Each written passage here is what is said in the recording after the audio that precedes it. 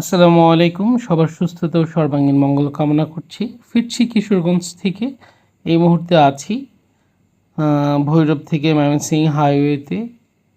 কিশোরগঞ্জ থেকে দক্ষিণ দিকে যাচ্ছি। একটা সুন্দর বাজার।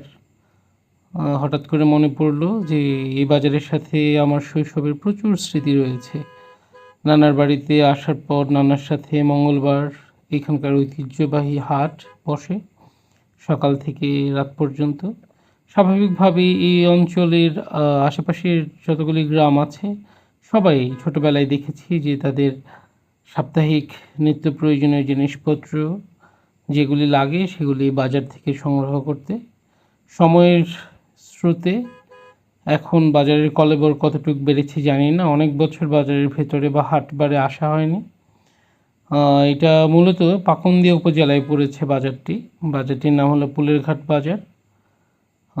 ঐতিহ্যবাহী বাজার এত অঞ্চলে, মূলত কিশোরগঞ্জ জেলায় যে কয়টি বড় বাজার রয়েছে হাটবার কেন্দ্রিক, এটা একটা বাজার। এছাড়াও এখানকার কালিয়ারচাপড়া চিনিকল ছিল ঐতিহ্যবাহী চিনিকল, তার জন্য এই এলাকাটা বিখ্যাত।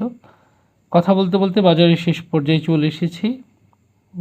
তো আপনারাও চাইলে কখনো সময় হলে এই বাজারে নেমে ঘুরে দেখতে পারেন, খুব সুন্দর বাজার। আমার সময় না থাকায় আমি সোজা চলে যাচ্ছি।